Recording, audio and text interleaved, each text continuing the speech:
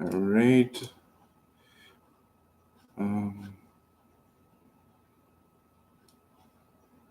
Oh, okay. I'm going to share this on the Facebook. On the Facebook, child. Come on, child. I don't know if anyone's watching yet, but if you are, this is a it's going to be for this moment. Just hold on. I'll go get my stuff in a second because I have stuff with my. I might get actually a phone call. I'm getting a couch delivered tomorrow. So I might actually get a call. It's live, baby. We're gonna do it live, doesn't it? That's just saying. All right. I'm just gonna put the.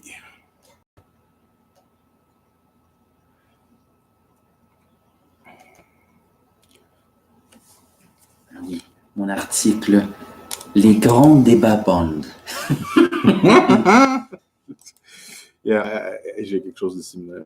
That's something in the same. Cascade. 11 questions Bond Girls, 12 questions musique, 12 questions vilain, 10 questions. Puis moment aléatoire, 21 questions. Non, 23 questions. And I have like 4 things. You got like 4 things, but there are some things. Yeah, of course there are. They're mine. Okay, I'll put this one. This one I'll put here. Posting on the Facebook. So it's been shared. Let me post the same thing on the Twitters. The Twitters? The Twitters. Multiple Twitter accounts? I do have multiple Twitter accounts. Well, technically we do, insofar as we manage this little baby here, and then I sometimes dab on my personal account. I'll put this one. Here we go. Put this here. This is live. If you're watching this, don't worry. We're just setting things up a little bit. Setting things up? Yes, that's exactly it. You understood correctly. All right, that's one. So I'm gonna do the next one on my phone. Oh wait, what do you do? Are we? I'm gonna watch Us. That's very, very healthy. See if it actually works. It should work. Hold on. I'm gonna post it everywhere also. Can you hear me talking to you, listening to me talking to you, talking to you? That's really bizarre. Can you hear me talking to you, listening to me talking That's to you? really it.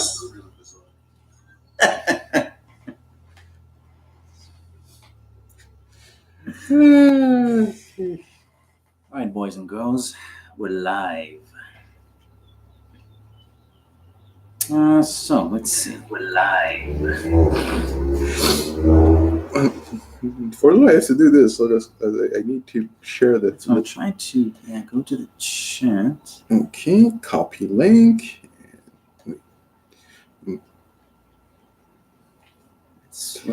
It kind of looks like someone chatted at. I don't know what that is. Maybe it's not a chat. Or stir or adjust. We have one person watching, but we can't really see who it is. That's probably me. Oops. All right, I'm connected on the right one. So let me put this. Could also be me. Yeah, there are 2 people watching right now. That's the people hosting the show. Only us. All right, I'm posting the link also on Instagram in a second, in a jiffy. I'll post it on my personal Facebook page and then my personal Twitter account.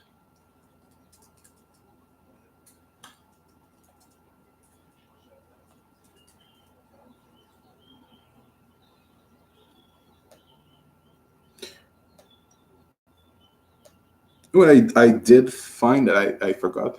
I had the VHS tape of Moonraker, and I kept kind of like the insert of the box, and I found it this morning looking for something that I brought here. The VHS tape of No, the VHS cover. VHS cover.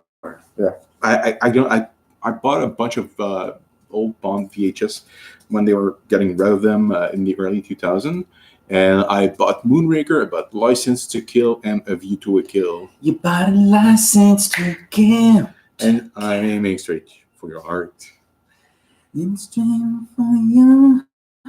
I've posted the link on the Instagram account. Let me do it on the Tumblr.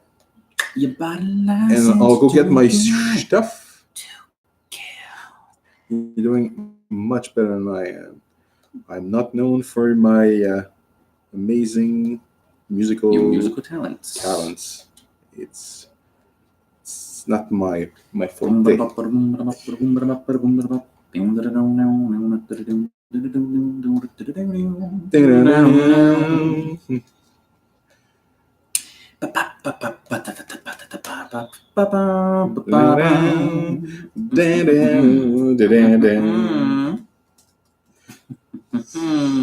That's gonna be us like for 2 hours, just like this. Okay, live stream. Okay. Not that I have 1 billion followers or 1 billion friends on Facebook, but whatever, the links are there on my personal accounts. This is an experiment. I mean, we could be talking to ourselves, quite honestly. I'm perfectly fine with that. Okay, let me put the live stream. Just on my computer, or is the quality of the stream like this? It's a little pixelated. Do you think it looks pixelated? On my computer, it certainly is. Okay, we have one person watching, and I think it's you. It is me. Oh, it most definitely is me.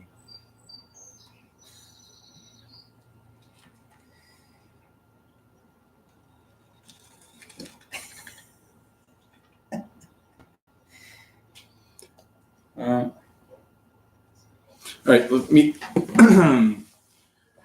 bring a few things over. And this is an experiment. We might be talking to ourselves. Yeah, I guess I'll maybe just take something else as well. See, on your computer, it looks beautiful. Yeah, but I think it's because it's streaming. It might, I don't know. We'll see. Oh. Oh. All right. Oh, sweet. All right. I'm keeping my stuff. I'll keep my phone over close. So, hello. I'll keep my Mac on me just in case there's somebody in the chat. Would we see the chat room there? Yeah, we're seeing it the top chat. So who was that person? What Rolex Dakota wear? Ray Price. What Rolex Bond wear in book? Oysters or Dodges? I don't remember. I remember that Red Grant's watch is mentioned, but I don't remember what he wears in the books. Honestly, it's not something I really paid attention to. No, despite how thorough we Yeah. were in our book reviews, and I take a lot of pride in how thorough we are. I can't claim to having actually paid attention to that. In fact, I actually probably would have deferred to you just because you were even more astute than I was. I pay attention to the timeline and locations where things are historically, but clothing items and watches, jewelry, it's not something I paid attention. I know some brands are mentioned, some cosmetic brands, I think, that Oni Ryder uses in Dr. No. That's about it. I mean, a lot of these brands, honestly, a lot of them, they no longer exist. Like when you Google stuff, especially where we're preparing for a trip to New York, and there's a lot of locations that no longer exist. Even for the shooting location of Live and Let Die, there's not much left. Like no, that it doesn't honestly as though there is. Still looks like it did in the 70s. I mean, there's the snake. The snake? Where he buys the voodoo snake. The voodoo snake. Yeah, the voodoo shop. The voodoo shop, the stairs, the location still exists. It looks pretty much the same. Yeah, we'll probably swing by there, maybe take a picture or two. But other than that, yeah, it doesn't appear as though and also, I think we were actually talking about that back when we did the Live and Let Die book review.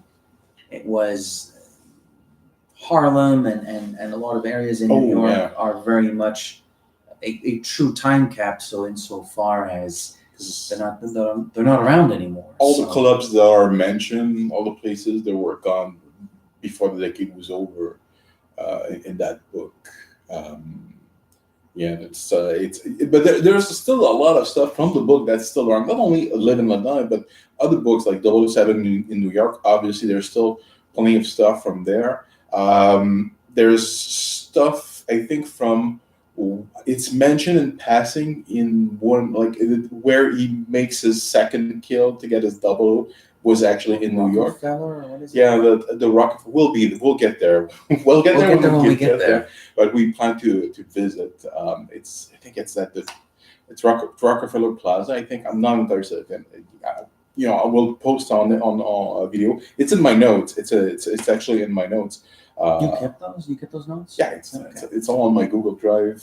I kept everything. Actually, I was posting something about the timeline of Dr. No, and my special viewing order, and I realized Dr. No takes place, if I'm correct, and if people are invited to discuss with me, I think it takes place in a period of 7 days. The movie Dr. No, it's 7 days. He gets from the moment where Strangway gets killed. He gets killed around, I think it's 5, and it's like the transmission stop at around 11:15. So that means he leaves probably for Jamaica early morning.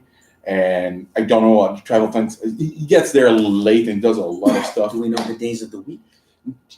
My theory on the Doctor movie is that the rocket that he stops is actually the rocket that John Glenn took to make. He was the first American to orbit around Earth, and I think that's the rocket that they're attempting to topple. So technically, that happened on January 20th at around 9 a.m. So the conclusion of Dr. No is early morning of January 20th in 1962. That's my theory. You're more than invited to discuss this with me. It's a theory. Discuss in the chat room. Prove us wrong. We dare you.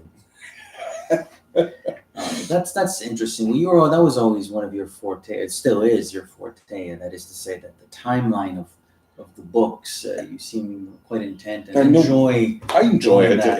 It doesn't always match. I think sometimes there's a discrepancy in the timeline, but I enjoy it.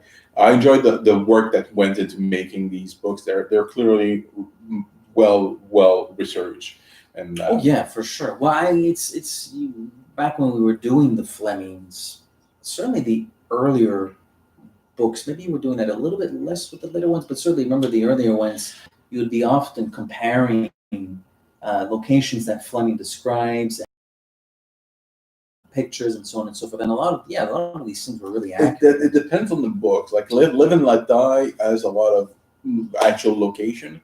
Something like You Only Live Twice, there's a lot of made up. Yeah, it's a lot of made up stuff. So, and of course, then to bring it back to actual locations, we had a lot of fun with the For Your Eyes Only short story, because. Or are those also The Spy Who Loved Me?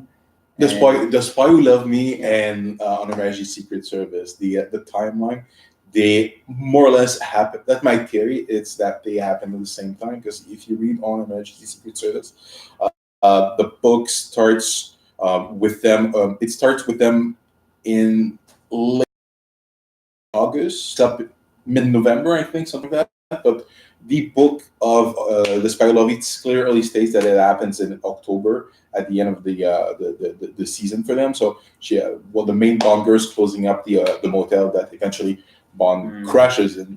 It is in the autumnal season. Exactly. I believe when they're closing up that hotel in the Adirondacks. Adirondacks. Not very far from here. What's it called? Adirondacks. Adirondacks. That's how I. Les Adirondacks. Les Adirondacks. Tabarnak. Hey, sapristi. So I think that's both books more or less happened at the same time, and On a Majesty's Secret Service. It ends in because they get married in January, don't they? Mm-hmm. Well, because the latter part of the book. Remember, one of my favorite chapters is Christmas lunch at M's place. I love that chapter so much. So obviously, the book ends at Christmas / New Year's. Yeah, it's New Year's. I don't remember how long the book takes though. That's where I get mixed up. I think it's mentioned that she goes to a clinic. And he studies a lot. He actually studies to become to get more information about heraldry. And he goes there. It's mid-December that he goes to Peace Gloria. I remember the opening chapter is Bond reminiscing about his childhood on the beach, and it's late season, so it must be like September-ish. Yeah, that's what I'm saying. Late August or early September. So essentially, the first couple. So your argument would be the first few chapters of Majesties take place in September, then maybe there's a little. He goes on a mission, and that mission leads him into The Spy Who Loved Me in October, and then we sort of segue back into Majesties like in November. That's my theory. Like that. That's interesting. That could very well be true. It would make sense. You consider the years. Oh, Bill is actually on the channel wishing us good luck. Thank you, Bill. Hope you stay around. Yeah. Thank you. Friend of the show, Big Bill Cody. He's actually Bill's actually been a co-host on not MI6 Confidential. That's the magazine they produce, but MI6 HQ. They're called James Bond and Friends. Oh, that's the one I told you about when they introduced us. Hell, welcome to James Bond and Friends. James Bond is on a mission, so I'll be hosting this week. I've actually. Am I getting messages here? Oh. So yeah, that's a pretty. They're fairly new, but they've been producing stuff pretty consistently. They release like an episode or two per week. I've listened to part of one. I've listened to the introduction, but I think they were talking heavily about Bond 25 and possible spoilers. So I don't think I kept listening.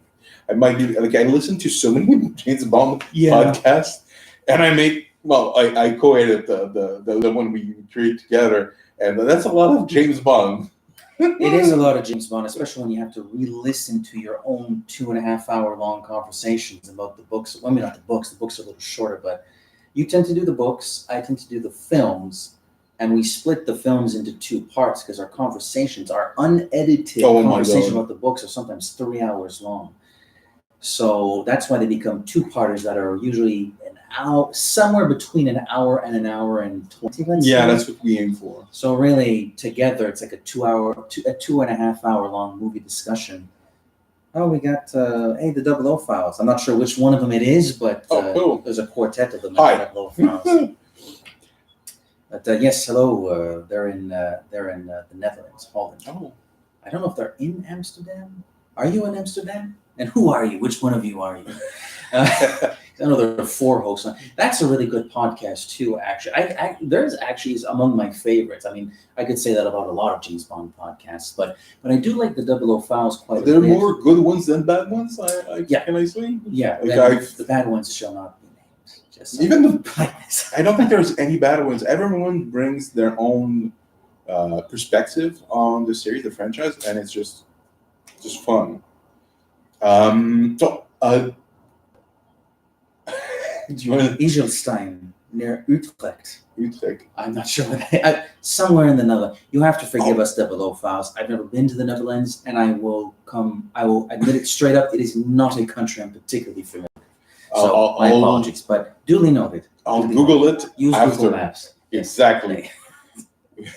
Don't worry. I'm the lazy. I don't want to do this. The Google live. But about the 00 Files, they're sort of like the Dutch version of us. Like, they're pretty thorough. In fact, they are so thorough. I don't know, it was this week or last week. They're doing book reviews too. Okay. Like we've done. However, we remain content with episodes that are between an hour and a half long. They released an episode about Casino Royale about the first 9 chapters, and it's like an hour and a half long. Oh my god.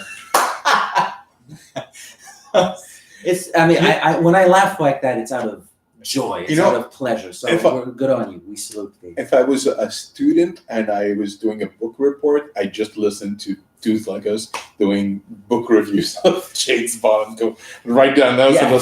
You think, there you go, teacher. We sound like we're reading our book reports. Download what 005's put out this week. It's like, oh god. Oh, it's a good episode though. I will listen to it. But it is pretty good. So you got James Bond and Friends, 00, and we're being told that parts 2 and 3 are longer still. Oh my god. So we deeply appreciate the effort still. You know what, the early Flemings are, especially, like, I need to reread it soon. Well, not soon, but... Which one is that? Casino Royale. I think I'm going to reread it. Yeah, I haven't read it since we read it. Our recording, which at this point would have been late 2017. Yeah.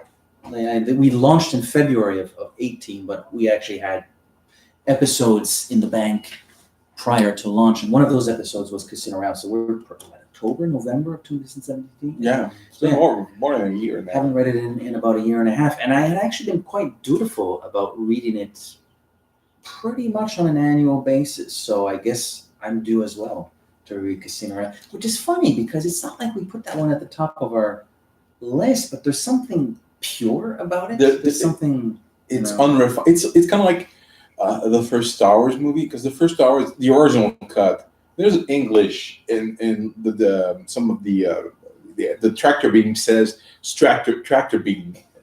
There's dirtiness. Like basic? Is that called basic? Yeah, right now it's hieroglyphs. It's mumbo jumbo. The special edition, the lettering. The little bunch of. There's a greediness to that movie, and I think Casino it's unrefined. It's pure. It's unapologetic. Yeah, unapologetic.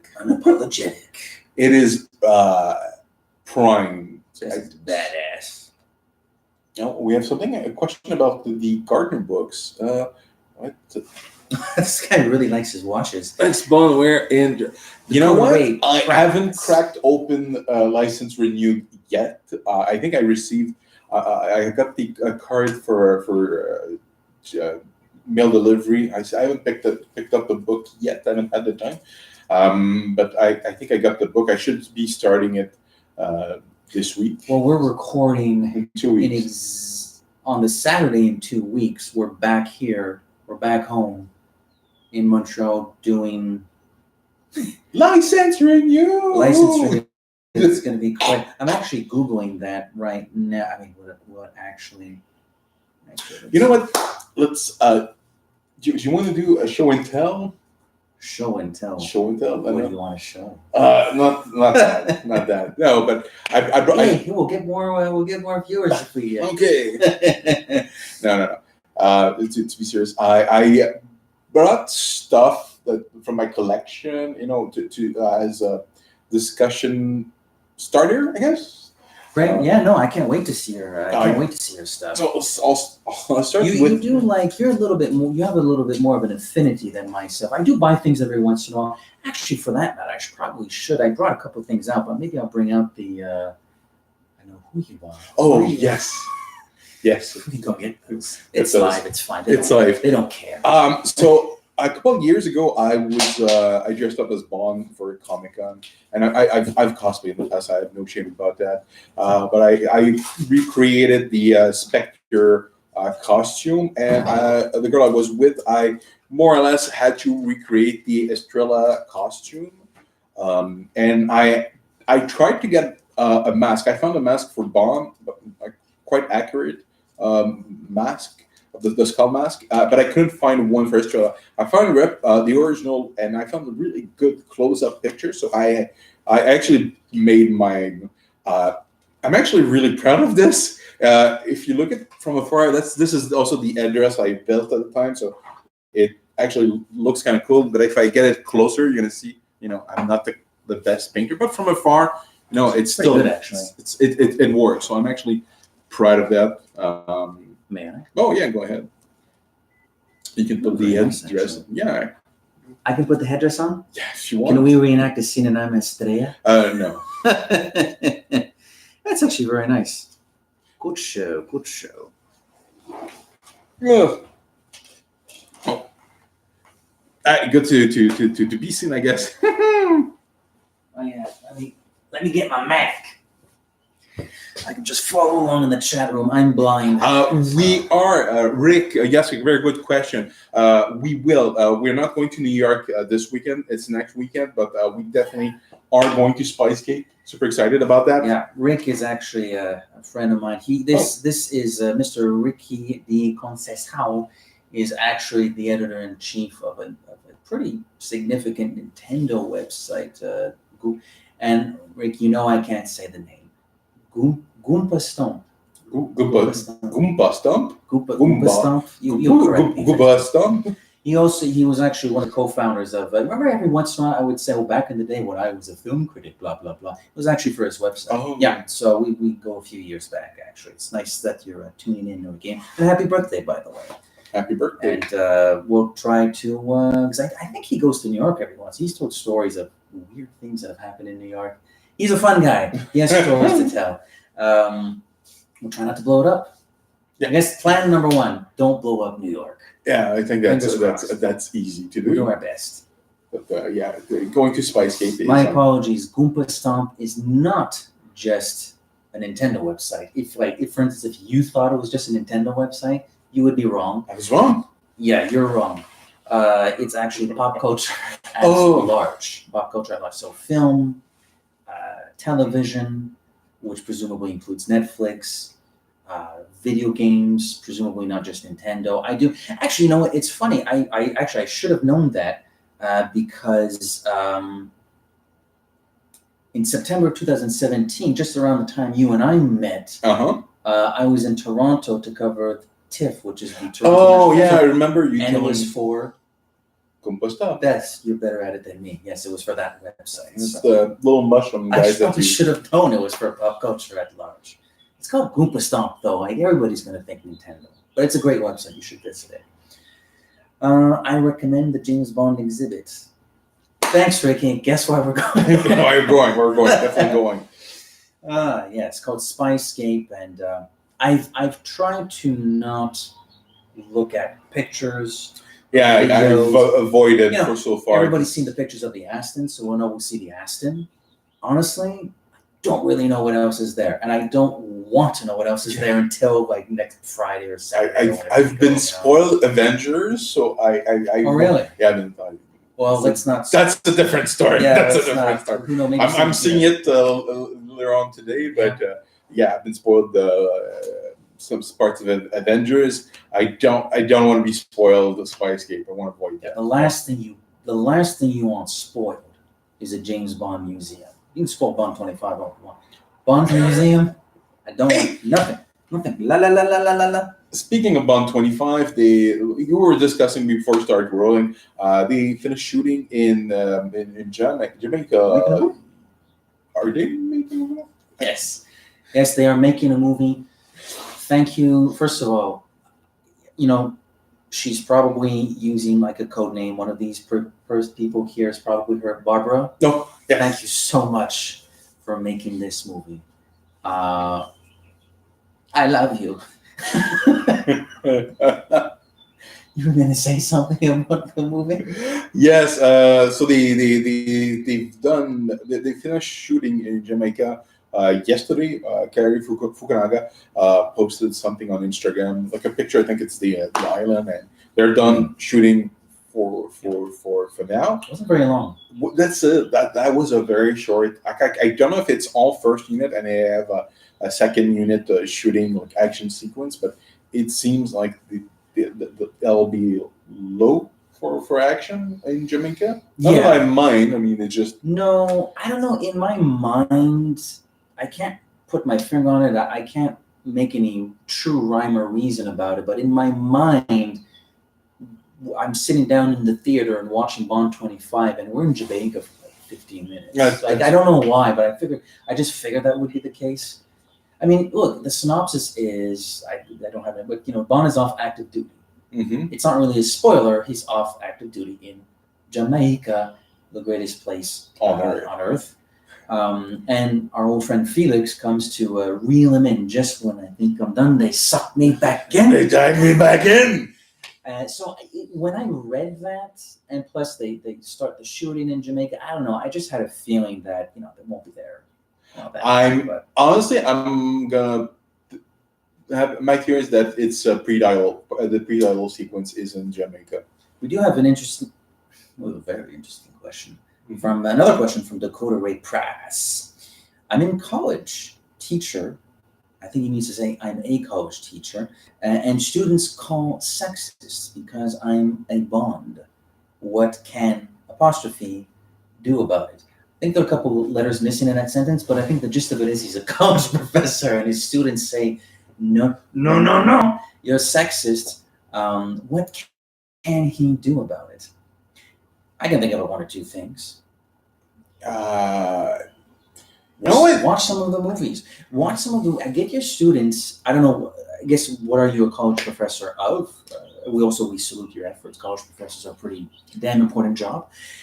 I don't know what you teach, but if it's something like film studies or culture or literature, maybe have some students do a little bit of research on Bond, and they will discover, as you and I, maybe not discovered, but rediscovered or rekindled with the notion that a lot of these Bond leading ladies in the books and in the movies they're wonderful, wonderful characters. Yeah. They're so well developed, especially in the books. Especially in the books.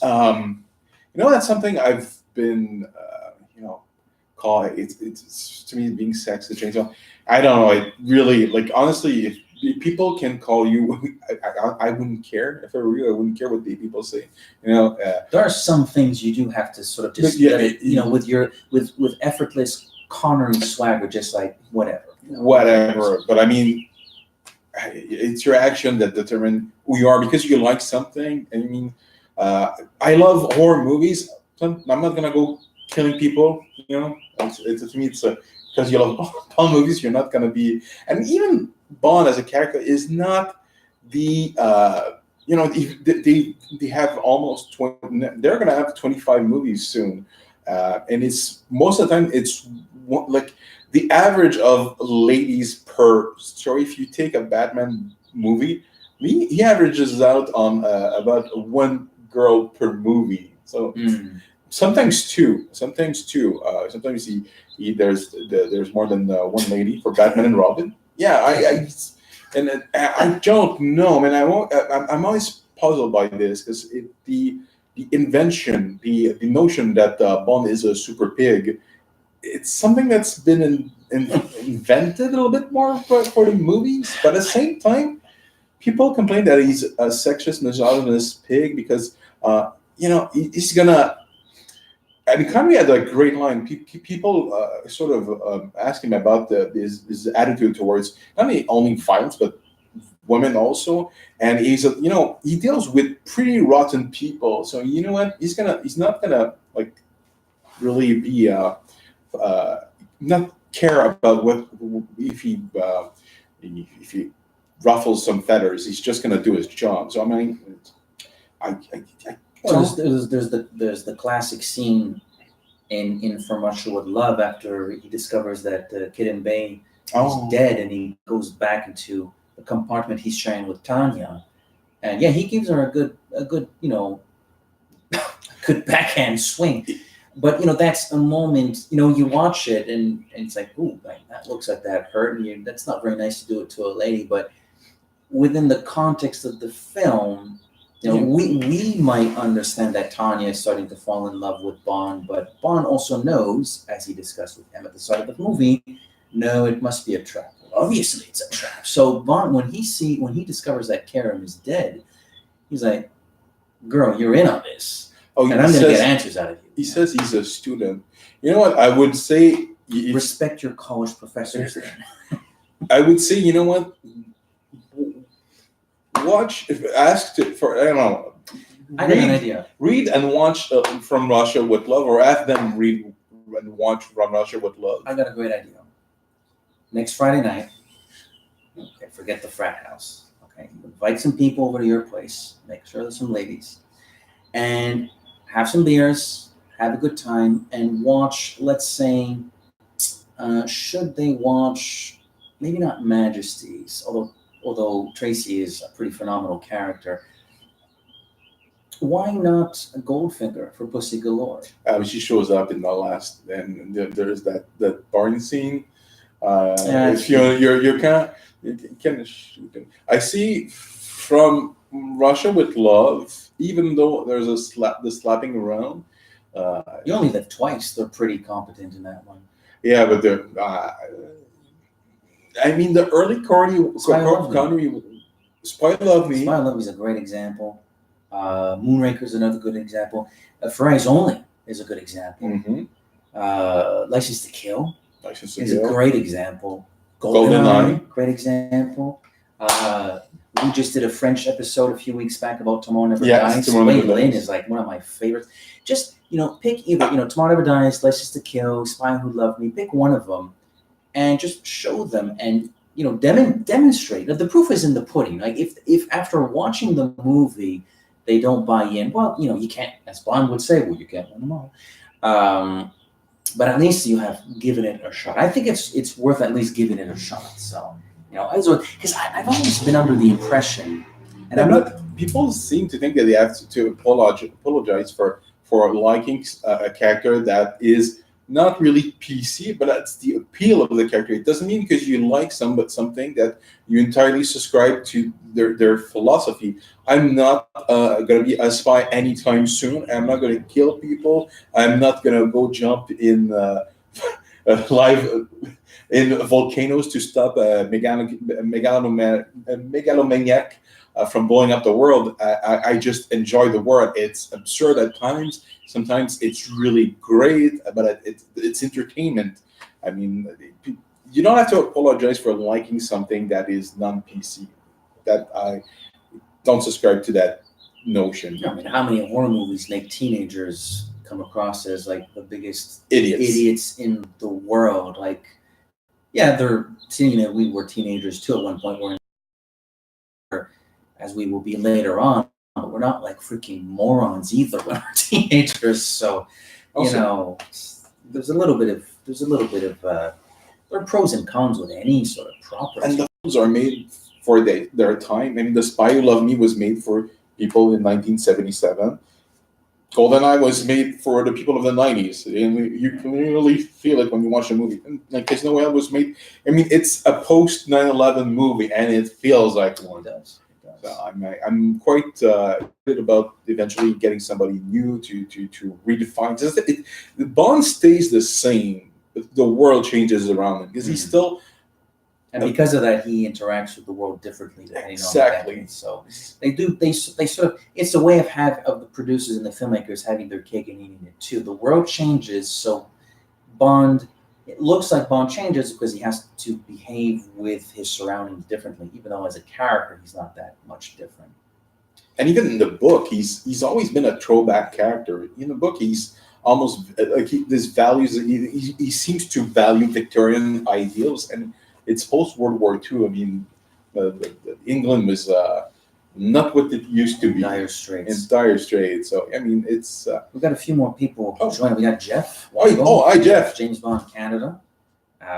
We salute thee. We salute James Bond Canada. We salute you. We're still waiting for news from. Yes. That thing. We took a look at the dates last year when we got news, and it was not now. Not now. Ricky, I don't know if Ricky's still in the chat room, but he did ask us a question a few minutes ago. Does the N64 GoldenEye game stand the test of time, or is it dated? Depends what you mean. Graphically? No, graphically, it's dated. It's an eyesore. You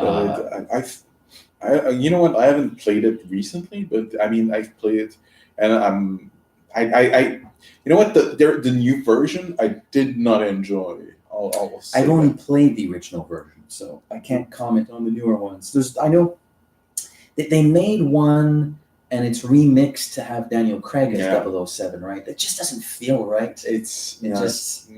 GoldenEye has such that iconic status in James Bond lore that when you take Pierce out and you put Danny Boy in, it's like, I don't know. I love me some Danny Boy, but I'm not feeling this. I didn't really want to play it. I tried it, and also what's weird is that everything is in first person, so you never see Daniel What's the Craig. point? That's weird. Even that's really odd because you see everything. The cutscenes are in first person, and it's really like I did not enjoy that game. I stopped playing it. Gave me headaches. Like FPS have a tendency to give me headaches, so I haven't. I played 15 minutes of Quantum on the. Is it the GameCube that I played on? That's an old game.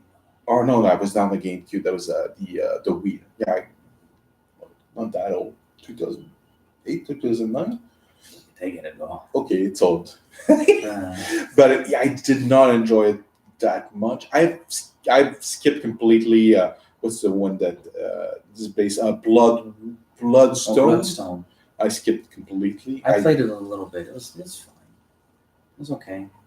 It was a weird mixture. I think that one came out before. Obviously, came out before Spectre, and I think it was even before Skyfall. So we didn't have.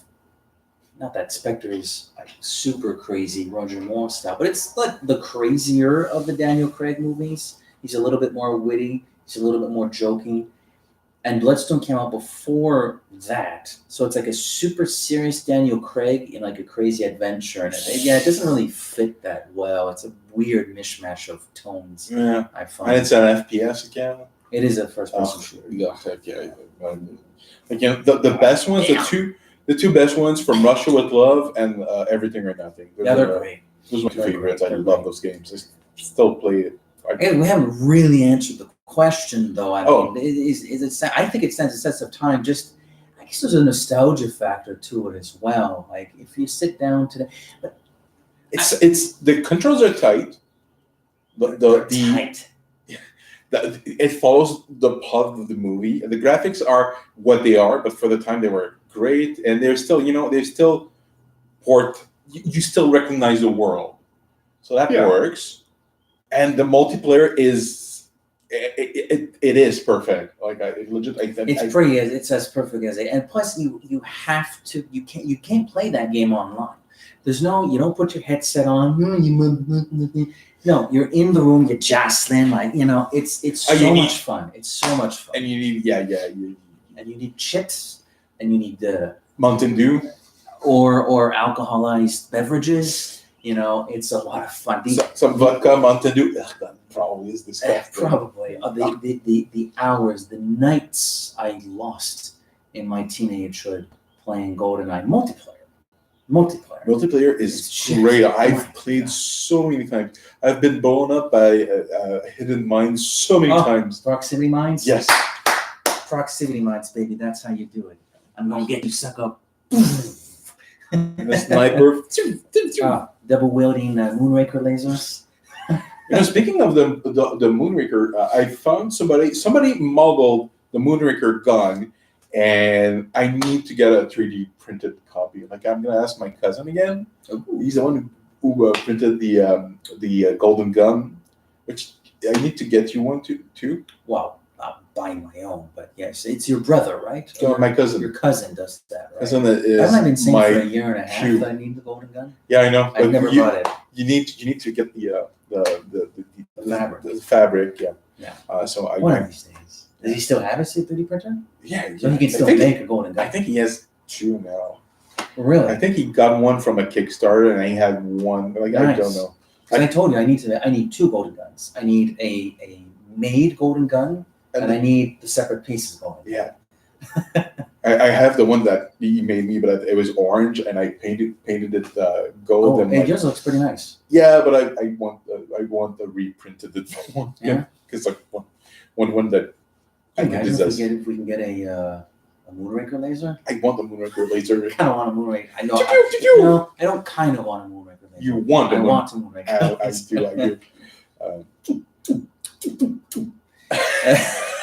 do. I should turn that into a sound for my phone when I receive a message. Get the.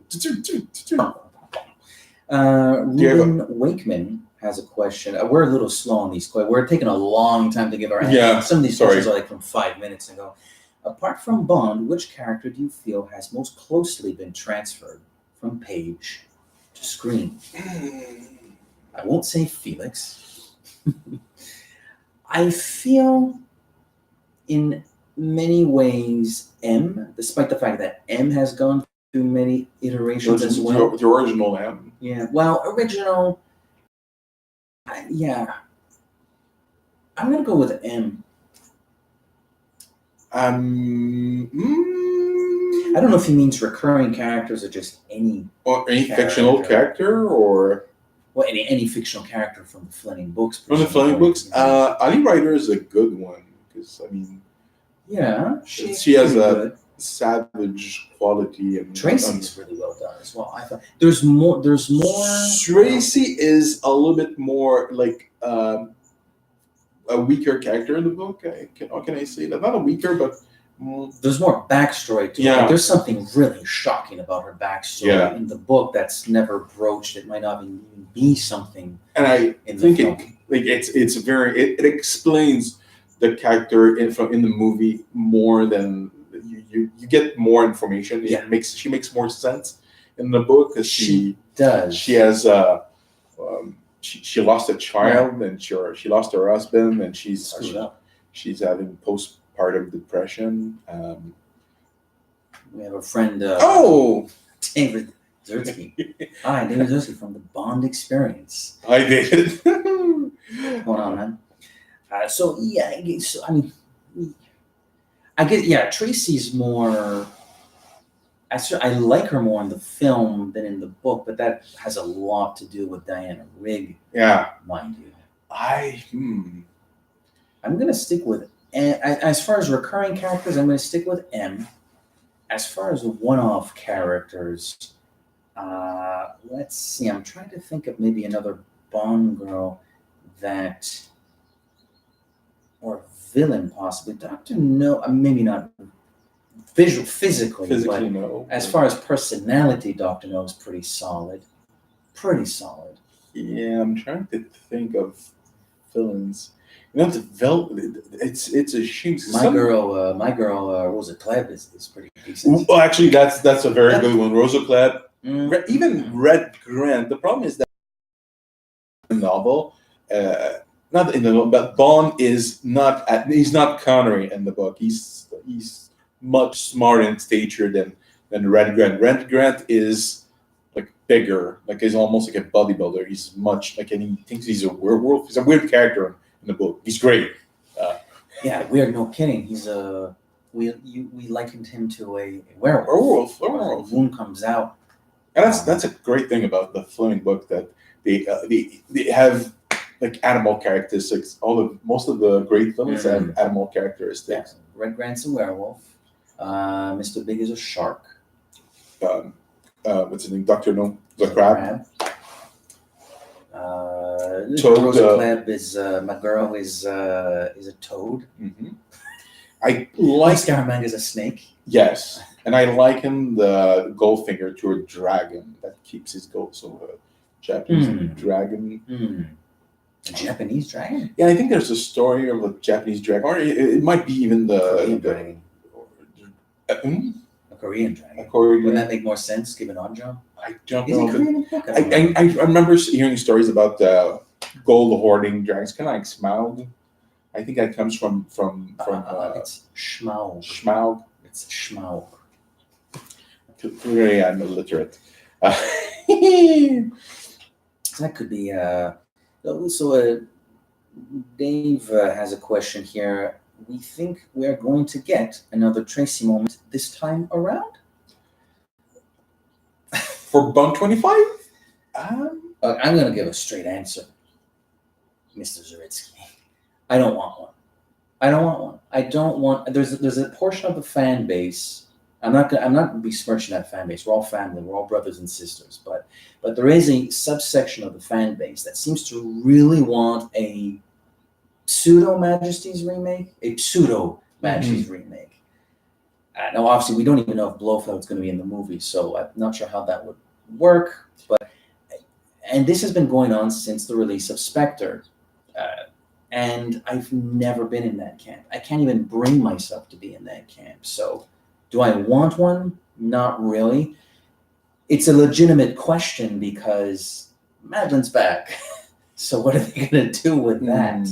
That's where You know what? That's what's going to get interesting. You know what? I'd love them to.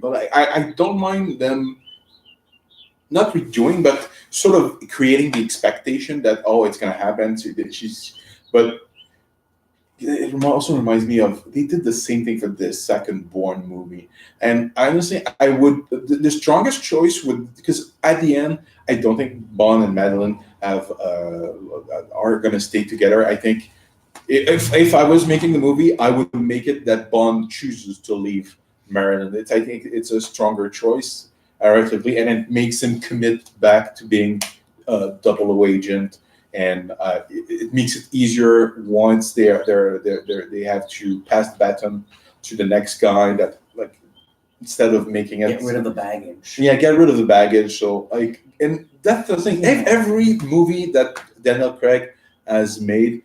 He threatened to quit in Casino Royale. Oh, he did quit Casino Royale. Yeah, he does quit. He sends his letter of emails. I know. It's like, bruh. In Quantum, he's fired for they're hunting him down. Hunting him down, and Skyfall, he's assumed dead, and at the end of almost he does come back. And the inspector, he quits at the end. So every movie that he's made, he flirts with the notion of Bond quitting, and I'm kind of tired of that. I kind of thought he was fired. Yeah. I kind of, and even before that, it's a trope from the Brosnan years, because that's how Die in a Day started. He's no longer a 00, and he has to become a 00 again. So I think it kind of started with your boy, License to Kill. Yeah, but they didn't do it in. Yeah, you're right. They didn't do it. It was not as mine because the Goldfinger he does not Goldfinger. GoldenEye doesn't do it. Tomorrow Never Dies he doesn't do it. And The World's Not Enough, he's on the mission the entire time. It's only it's a trope that started after it's been attempted before, but where it becomes recurring. Each movie's like on the verge of putting Mission Impossible does that a lot as well. Like Ethan Hunt's never really working for the MI organization. He's always working doubly covert, kind of for MI, but not really. And each of the Mission Impossible villains have been either the main villain have been agents of MI6 or involved with the world of espionage. Every one of them. Even 3, which you think it's what's his face? Did you have a girlfriend? I'm gonna fire her. I'm gonna shoot her. I'm gonna kill her right in front of him. You don't think I'll do it? Him. You think he's the villain the entire time, but it's this other dude that's behind him. Oh yeah, the Billy Cudrup character, who's like his boss. Yes. Or not really his boss, because he's a bad guy. Friends only. But yeah, so we need these franchises. Bond chief among them, but we need these franchises that have their principal characters actually work for their employers just this one time. Although it doesn't, again, the Bond 25 synopsis is so sparse of details, as it should be. We're like 11 months away from the movie. I don't want to know what happens, but it looks as though obviously he's not on active duty. He's relaxing in Jamaica, and it's. Of all the people to reel him back in, it's not him. It's not Moneypenny. It's not another 00. It's not Q. Q would be kind of weird. It's the CIA. So that tells me, like, is he really a 00 during this movie, or is the adventure of the movie take him back to being a 00, and at the end, now, okay, you know what, guys, I'm 007, and then you hire the next actor, and none of this quitting stuff. So maybe that's what Bond 25 is going to be about. It's James Bond. He'll be James Bond. He'll behave like James Bond. The CIA will equip him with gadgets. The Bond stuff will be there, but it'll be like a journey whilst thwarting Rami Malek's plan. It'll be a journey to take him back. He's going to become Bond again. He's been becoming Bond for the past 12 years. Yes, but he needs to become Bond again. Yeah. And again. and again and again and again and again. You know what? I'm having. I'll be honest. I'm having a positive vibe about Bond 25 so far. I'm not a negative Nancy. I guess is the term. Negative Norman. Norman. It's one for the dudes, one for the guy. Negative Norman. I'm actually quite enticed. And location, the cast they have. I think everyone looks fantastic. But yeah, after that, they need to reconceive the franchise a little bit, re-intellectualize some of their ideas. Yeah, and you can't. Bond always going rogue. It gets stale after a while. Yeah. And we still liked Spectre. Part 1 came out this week. Part 2 is coming out next week. So if you've listened to Part 1, we enjoy the movie. We like the movie, but enough with this Bond going rogue. It's like, what?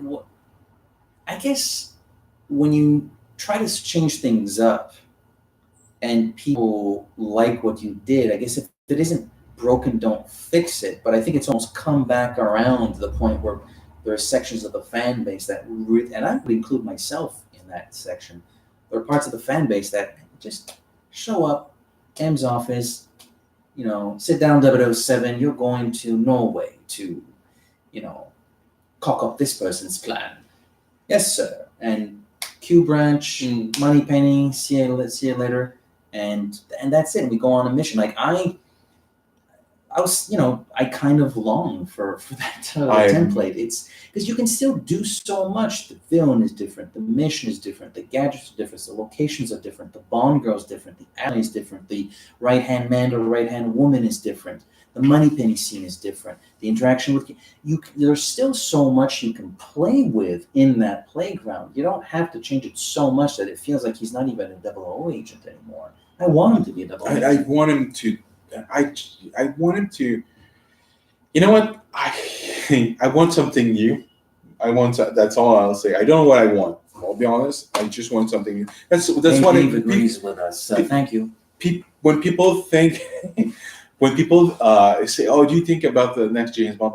We speculated, we gave ideas, but you know what? Deep down, I want another Daniel Craig. But I don't need like another actor that looks or feels similar. I want somebody a little bit left field, but that brings something new. Like Daniel Craig brought a tougher edge to Bond, a ruggedness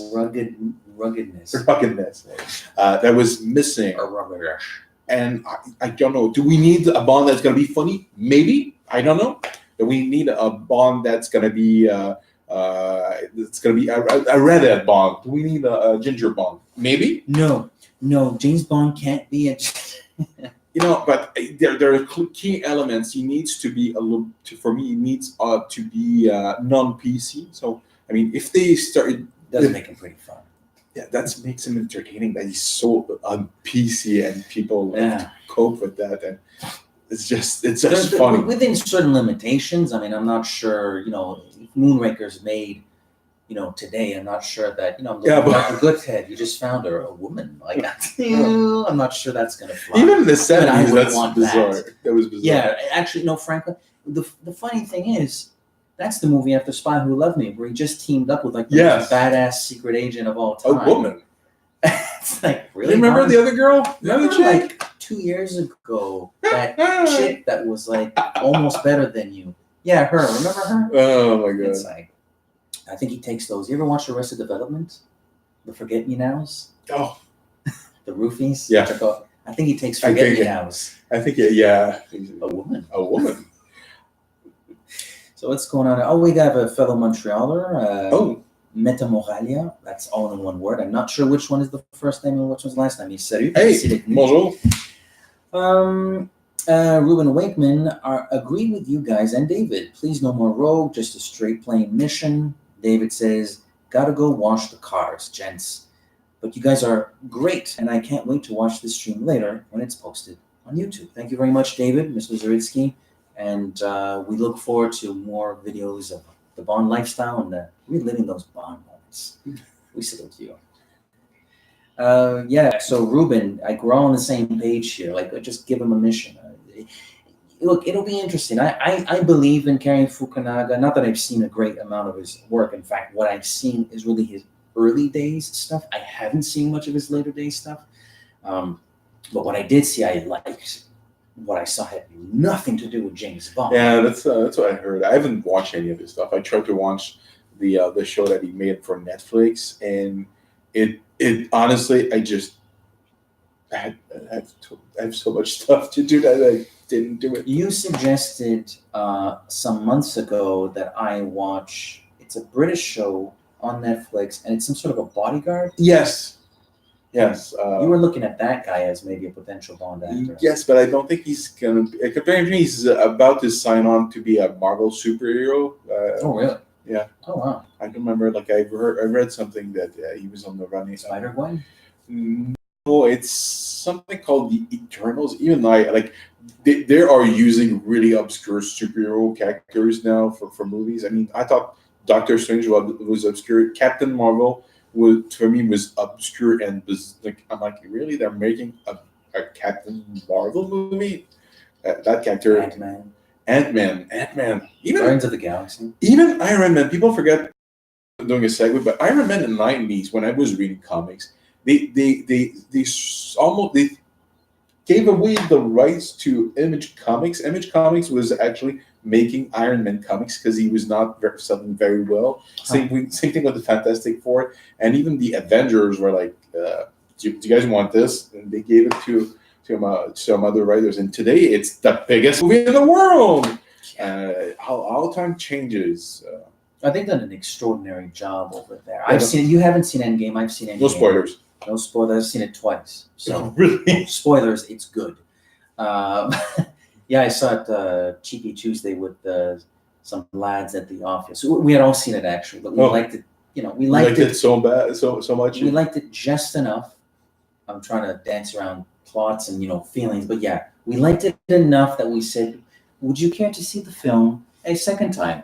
"Yes, sir. I think that's a delightful idea. Let's waltz down to the cinema and see it a second time."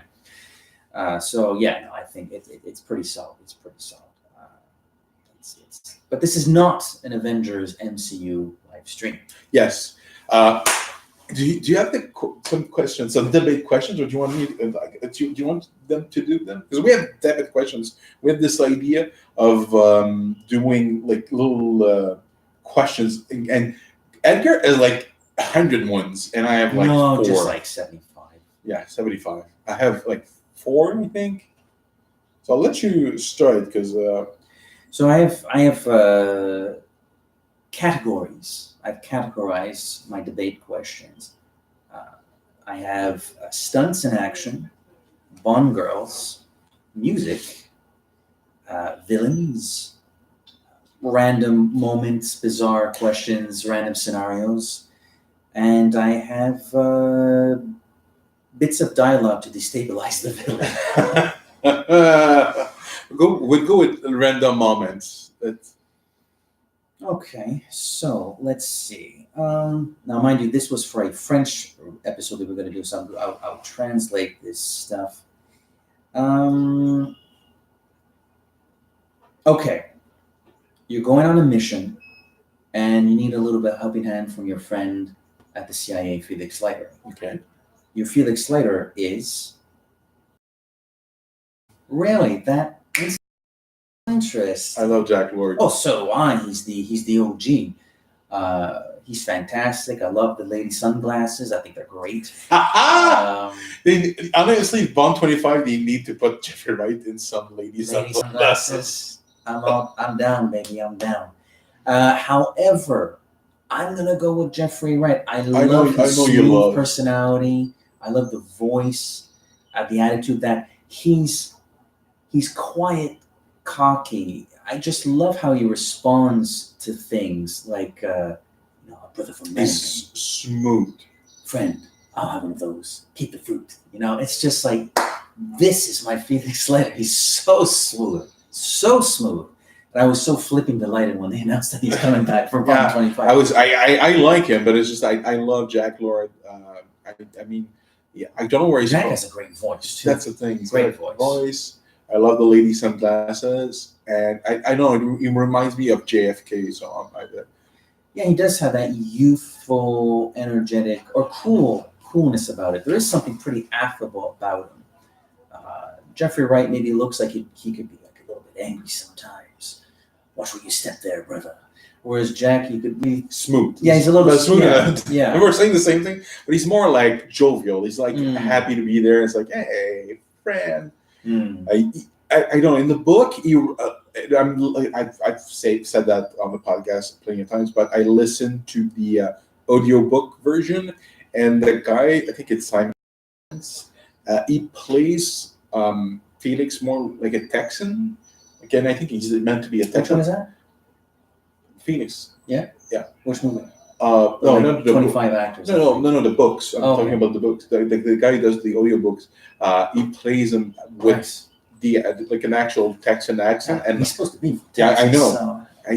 I enjoy that. And I feel that Jack Lord is the closest one to that version, and he's kind of cool in his own way. So that's my choice. So Nice. do you want me to do Please. one of my fourth? I insist. Okay. This I think I gave you a hint of this one. So the best torture, like from the movies, the best torture scene. So the dentist drill in the brain from Spectre, the thunderballs from Casino Royale, the scorpion stings and beatings from Diana Day, the chair with the choker from There Was Not Enough. The fishing scene in For Your Eyes Only, the turbine in the Moonraker, the laser of Goldfinger, and the tarantula of Dr. No. So you have to go by order of pain. The pain that I think I can resist, or the pain that I don't want to withstand. Which from somebody says you're gonna be tortured. Which one? Like to choose? Which one would you choose from least painful to most Oh, painful? come on, give me a break. Well, number one is tarantula. Yes. Get out of here. Number two. Now, this is where things get interesting. I feel like I would come across as an idiot if my number two was the Moonraker thing. Is that? That looks like Then fun. that looks like fun. Actually. Well, Whee! Bond doesn't look like he's having fun. Yeah. Oh, he's gonna get killed. So. But I guess I'll go with that number two. I'll have fun at the start. Okay. So that'll be number two. Number three, I'm gonna go with the choker, just because I know I'll have a massive boner with Sophie Marceau riding me. So it's fine. They really hurt. Well, you skipped the from Goldfinger. Yeah, but I can talk myself out of that one. I won't even get hurt. Sure. So yeah, that you know what? The laser's almost like number two. No, because Bond talks himself out. Bond doesn't even get hurt. Yeah, you're right. He talks It's himself out. psychological. Exactly. torture, So no, it number doesn't two. get. Okay. So we got Spider, Laser and Goldfinger, Moonraker, Joyride, Choker. We're left with the Spectre Drill, the Thunderballs, The and fishing. And The scorpions. the Scorpion. The scorpions and the Le bee. meurt un autre jour. Dying in the day. And Diana Del Rey. Yeah, see, these ones all sound like I'm going to go. The worst one to me is the Casino Royale Thunderballs, because you know what? I'm gonna put next? Spectre Drill. Because if it succeeds, I'm gonna be like Jody. So like the goal is that I'm mentally dead after anyways. So I won't remember anything. I'll just be like a dullard. I'll be a vegetable. That's the point, right? Or I forget. I lose my memory. I become some variation of a stupid person because it got me in my mind, you know. So I'm gonna put that one next, even though I concur, it doesn't look pleasant.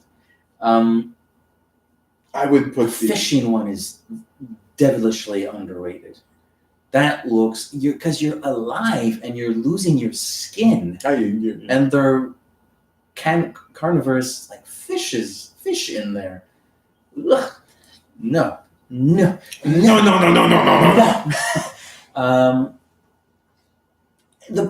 The thing with the Casino Royale Thunderballs is it's live, it's happening, and you're conscious of it, and you're not only does it really hurt when we get knocked around down there, not only does it really, on the left, really, really effing hurt, there's the knowledge of what you are losing. So I think I have to put that number one. I have to put that number one. Yeah, but the other one, it's because I read Colonel's Son that I know, like the way that scene is described in Colonel's Son is. Yeah, but in Colonel's Son, he has like a massive boner and he's sweating. And that's the thing. I'm that bring in a.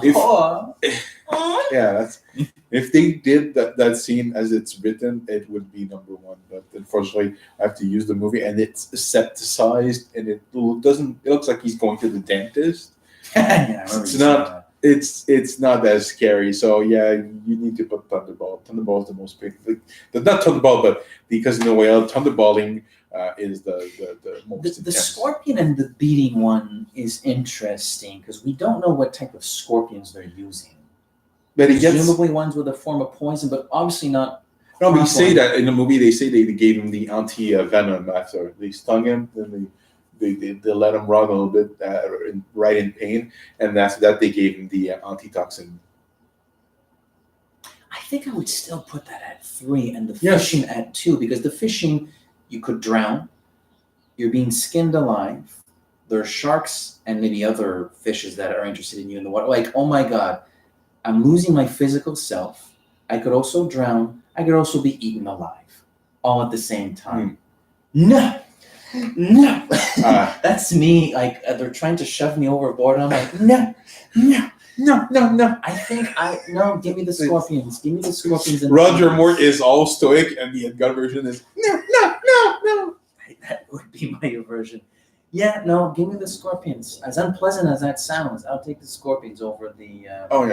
I'm not really afraid of scorpions. But the thing is, the scorpion. If you take the venue of the movie, I think he gets it's for like months and months. He gets that treatment. It's not like a one time. And check out what he looks like when he escapes MI6. He's got long, luscious hair, a beard, just like. What's the saying at being James Bond? If James Bond can do it, we can do it too. So we're on this. Give me the scorpions. Beat me up a little bit for 18 months straight. I'll just get myself a nice razor and maybe a little bit of peaceful fountains of desire. Very interesting personality that Rachel Grant. She goes around the world. She's like some sort of ambassador for like. Soap products for your pets, but they're like non-animal tested. Like she does like a bunch of like really interesting. I think I follow her on either Instagram or maybe on Twitter. Yeah, she follow each other. Well, not that we're not like in communication, but she's like still part of the community in that sense. So yes, we salute the Miss Rachel Grant. So that's my ranking. So basically, Spider, don't care. Goldfinger Laser. Talk my way out of it. Joker, because I got Sophie Marceau on me on my way to damn it to hell. Then we get to the Moonraker Joyride. Then it's the Scorpions.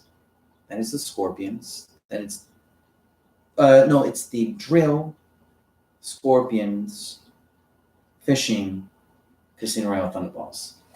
Good. I really don't want to be in that chair facing the shift. No, that's a good ranking. I think I agree with that. I might. Question. But it's fun. It's fun. I mean, it's a recurring thing from the books that they kept in the movie, but it's not as common in the films as every book. It seems he gets. You could do a good book one as well because there's the Diamonds Are Forever boot stomp dance. There's the You Only Live Twice geysers. I didn't think about that. You still got the Thunderballs. You got the Pinky. There's some dirty ones in the books, man. There's some. You could remix that one with the books. Part 2. Yeah, next live stream. So do you want to do the one? Do you want to show some of your stuff? Oh, sure. Show some of my shit. So, What are you showing me? Where are you? I know who you are. Oh, I don't have enough cleavage, but I know who you are, what you are, and why you've come. We're doing it live. These are the Live and Let Die tarot card. Oh, bring it closer to the camera. Yes, my apologies, people. So the Live and Let Die tarot cards, and these are, I showed these to you already. These were made in 1973. So this is in fact the real deal. I got these in downtown Montreal off of Facebook Marketplace, and there was a gentleman selling them for $50, $60, something like that. You got them for bargain. For what they are and for the condition they are in, they are quite something. And they come with a neat little instruction booklet if you actually want to learn how to read. In fact, would you like to,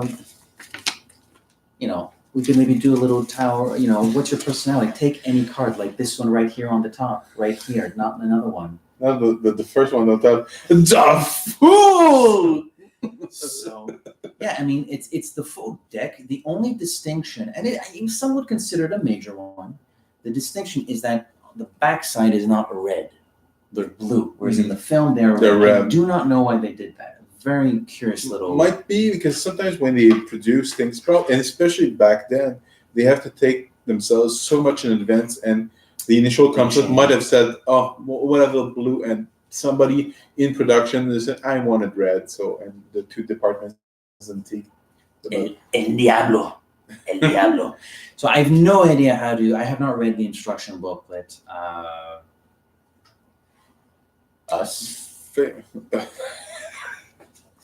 So I mean, it's awesome. Like I couldn't resist. I'm not really one to buy this type of stuff too often, but I'm not going to show every single one of them. No. But just a little taste of what the collection is like. So it's a full deck, and apparently you can actually use these to become a tarot card reader. So, I couldn't resist. It felt like such a unique. No, it's like I found somebody who was selling it also. Yeah, the gentleman selling the one you found had an add-on. Not an add-on, but there's something that I don't have. Like a mat? Card, yeah. Mat. So, I mean, who knows? I don't think you really need to. No, I've always, we sort of agreed on saying that since we birthed the James Bond complex. A purchase is a James Bond complex. What's that? What do we call it? The James Bond complex? A James Bond complex purchase. So, I mean, they're in my drawer, but you want to take these home because you have something to do with them, like they're yours, So. I need to do a tarot reading. Just impromptu. Yo, bro, you got your tarot cards? I'm on my way. So I have to make a decision. Oh no. That's how I do my decision from here on. Every question I ask. I don't like that. Yeah, I like that. Let's go with that. That's what the gods want to have happen to me. So I couldn't resist when I saw that, and that was a spur. It almost was a spur of the moment type decision. It's a cool purchase. Yeah, it's much better than these little.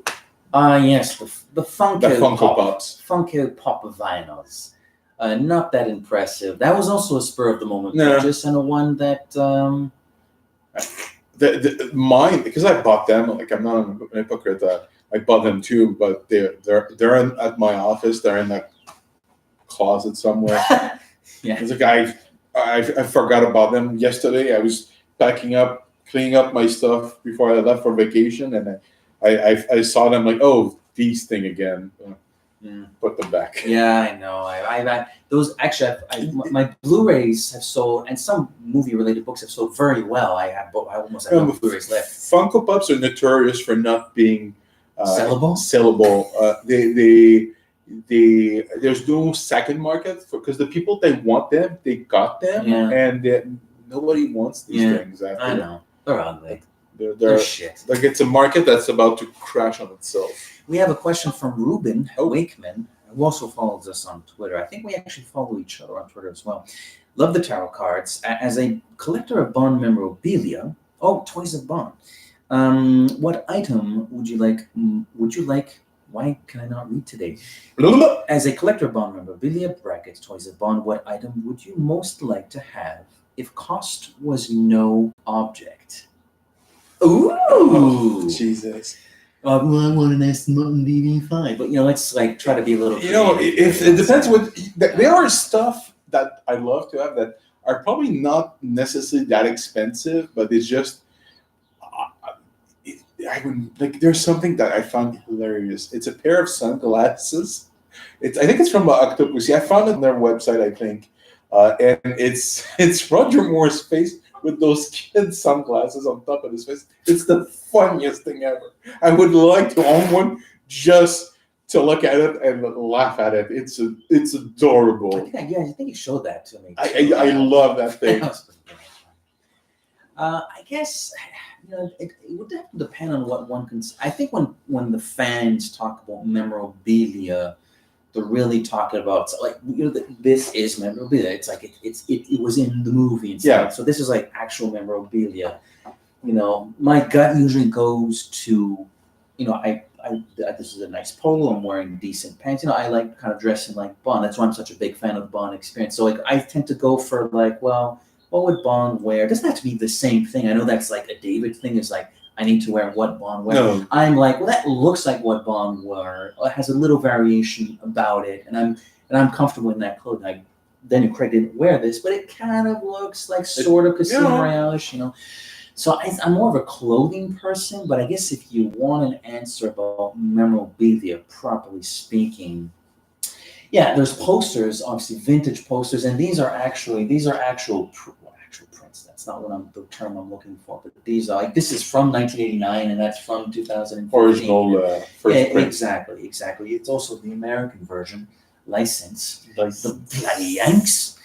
Odd Jobs hat would be kind of fun. I would like Odd Jobs hat. You know what? No, I got a better one. Classic, the From Russia with Love Attaché case.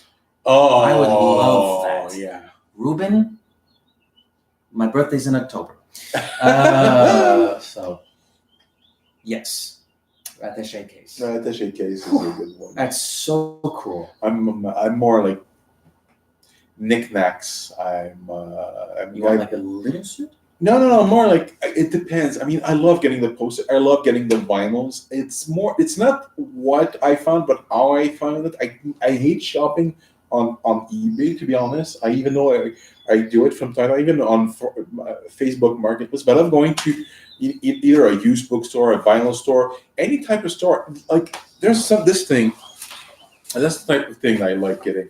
I was at the National Library in Montreal. They have this in the summer. The behind the library, there's like a used bookstore. They open in the weekend, and they not only have books, but they have knickknacks sometimes. And they had this picture that I found. I'm like, oh, it's Dennis Richards from the World's Not Enough, nice. Which is this picture.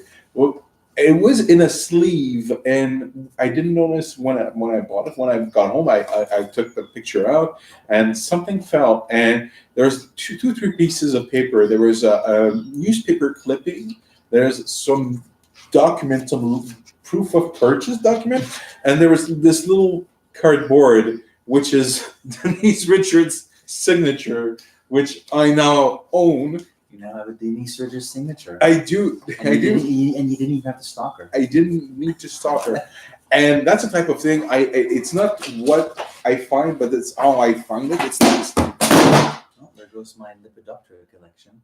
I didn't hear it crash. No, it's pretty sturdy. Yeah. We're good. We're good. Oh, there's little pieces that fell.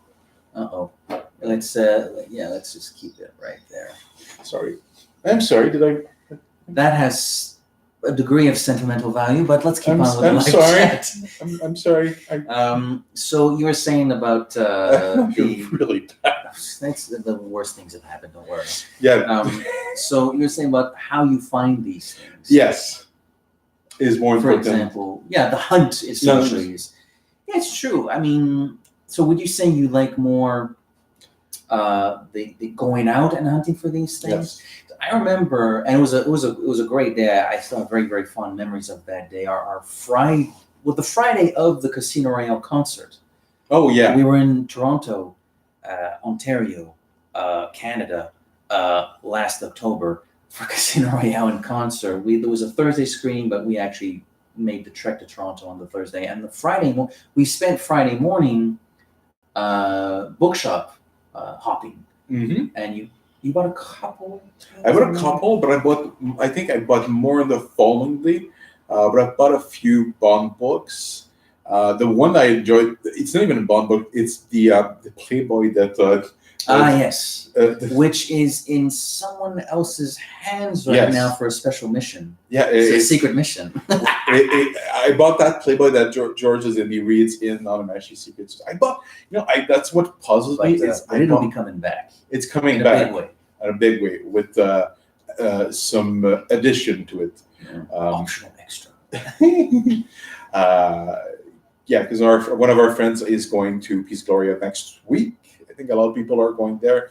Fortunately, we won't because we're going to New York. We only have so much money and so much time, and God bless on the tracks of 007 and the people that are managing the Majesty's 50th celebrations.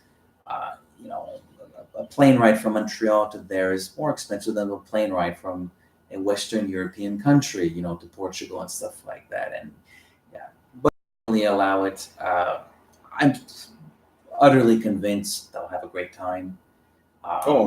His Glory is still on the to-do list. It won't be for Majesty's 50th, but it's still there on the to-do list.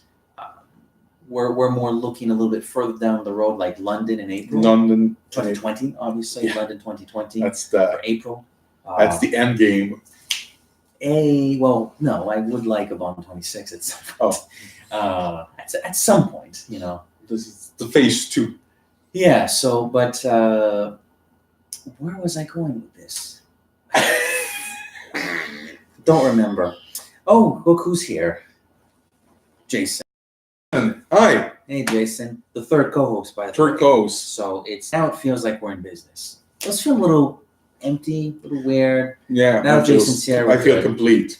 Jason doesn't say hi. This is what I love about Jason. He just dives straight in. Fuck it, I'm going straight in. When I met the late Sir Roger Moore, I asked him if he would sell me his magnetic Rolex from Live and Let Die. That's cute. The question made him laugh. My greatest personal accomplishment until Kerry Russell called me dapper. Emoticon with like the shy face with like hearts around it. Yeah, so Jason is a big fan of Kerry Russell. She is a bit of a peach. I'll give you that much. I do like myself a little bit of Kerry. He saw her in a play in New York. Doing a play with Kylo Ren. I don't remember his name, so Kylo Ren. Adam Driver. Kylo Ren. He saw her at a play. He was posting pictures online about that, and I do remember him posting the picture on the street after the show. I don't know, and the comment where he, with great glee, clearly in his post, he shared the fact that she called him dapper. Jason does tend to show up looking rather dapper. He was looking pretty good in Casino Royale concert. You do know how to dress. But this man has tailor-made shoes from Italy, Matthew. This man knows how to dress. Thanks, Ruben. Apparently, I'm getting the From Russia with Love attaché case for my birthday. I know what day it is. Because Edgar won't tell you, but he had to tell me. And Jason apologizes for arriving late. His boxing instructor kicked his ass all morning. Oh, really? So, spoilers. But good on you. You know what? It's interesting that Jason brings up boxing. Oh, yes. You were chatting away. Now, I called an audible and I said, attends une minute là. Let's get ready for it. But I like the idea and I like where you're going with it. I have a friend. His name is Simon, and he's licensed KFM instructor. He's been trained by Justo Tiquez.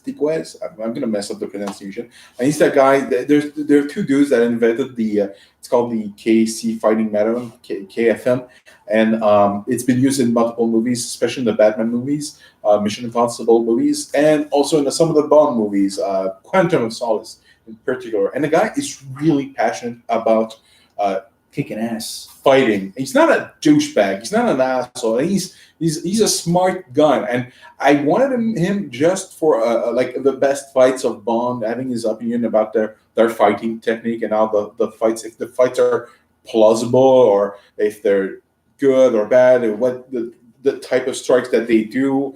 Like somebody has more an expertise than either of us has. Because last time I was in a real fight, might have been like grade school. I don't allow people to touch my face. Right. So I started talking, and he started talking about Bond as a character, and I was like, man, is that interesting? And I'm like, man, we need to do that fighting episode, but we'll also do like him as a guest. So we'll probably do an episode because he's perfectly bilingual, more than me, probably like equal to you actually, and probably do an episode in English and do an episode in French. And both of the listenerships. Yeah, that's something also we want. Like I think we discussed it. We're gonna split the feed. Yeah, we're gonna have a Mission Déclassifiée feed, which will be distinct from the because right now Mission Déclassifiée arrives on the James Bond Complex feed, which is fine for people that understand French, whereas like the non-French speaking listeners, they're like, yes, a new Complex episode. Hey, salut, like, what the hell is going on? So yeah, we're gonna split those two. Separate the feeds. So the French episode will only be on Mission Déclassifiée. We'll post on the Facebook, the Twitter, Tumblr, everywhere. We'll post the it's not a divorce. It's not. I wouldn't. No, it's all part of this. It's all us. So but I think when it comes to the language thing, just to make it simpler for people. Yeah. If most people understand English, not everybody understands French, so it's probably a little weird with like a trio or a quartet. You got 3 episodes right now. 3 episodes. And sort of just like somewhere there in the miasma of English episodes is a trio of some Frenchies talking about that weird language from France. Bond, James Bond. Well, we do have some interesting ideas, most notably with your friend Steve, with Simon. Excuse-moi. Je sais pas s'il écoute en ce moment. Désolé, mec. We have Jean Goyette, who's actually le Club James Bond France. Yes. Club James Bond France, but he's actually in Quebec. He lives like a 20-minute ride from my place. Il est à Brossard, believe so. Yeah, something like that. So Jean Goyette has a lot of connections, and we're not even joking. Like Jean Goyette, Jean Goyette he's like the Québécois Jeff Weibel, basically. And speaking of Jeff Weibel, then they know each other. Yeah, I know. I remember. He's even said super nice, and he's been super nice to us so far. I mean, we haven't started on our secret project. Yeah. We should get information by the end of the month, if based on our experience. Actually, I was in contact when because we had some shuffling of guests recently, but I was in contact with somebody involved with the Montreal Comic Con and asked him if he was interested in participating in an episode. He said yes. I tried for this weekend. It doesn't work because there's the Ottawa Comic Con going on this weekend. He works on it? Yeah. It's all of them. There's the Quebec Comic Con, Montreal Comic Con, and the Ottawa one. Might be missing another one, but it's all the same group, group of people that. Well, two names or institutions keep coming up when we go, we got to have them on. Well, Jean, that's actually happening. Technically, that was today. Circumstances unfortunately dictated otherwise, but Jean will be on the French language show. The other two names was Gentleman Comic Con. You know him, not me, so I don't know his. Gentleman Comic Con? You just talked about him. The guy who manages. Oh, Cliff. Cliff, yes, that's right. That's what I was talking about. Cliff. Cliff, that's a name that's come up a little bit. And Yeah. another, well, I don't have the name of an individual, but I guess a thing is Let's Bond. Let's Bond, which yeah. is an awesome. I follow them on Instagram just because I love seeing what they do so much. It is so cool. If David watches the stream later, I mean, Google Let's Bond Montreal. It is a David thing. It's a David thing. Like, I haven't been there yet, but I want to try this year. Because it was a little early last. It caught me. Not that we were like ready to do it anyways, but it caught me off guard because it was like immediately after Labor Day. I thought it was like an October, November. Mm-hmm. And the tickets are like the tickets. I think it's $200, but it's a well worth $200. So from what I've seen, last year I think it was circus themed, and the year before it was. I don't know. Venezia. It was Venezia the year before, and last year it was it Venezia? The year before was Day of the Dead, and I did see the pictures of the Day of the Dead one. Oh my god! It's so well done. Basically, it's the money is raised for is it cancer research? I can't remember what now I'm on the spot. I don't remember what they give the money to, but it is for a good cause. For mental health. Mental health, yes, it's for mental health. And it's based in Montreal. It's once per year, so there's a lot of build-up. They choose a location. Usually, it's like La Tohu, I think. La Tohu was last year. There's a place downtown where they did it, a hotel, and they change venue every year rotation. It is a couple hundred smackers to get in, but and tickets they disappear in like a second.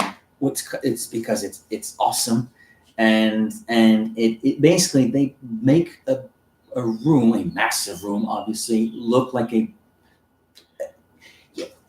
make it look like just make up a Bond movie in your mind, and you are James Bond, or you're the leading lady, and you're going to the party hosted by the villain, and it's like what?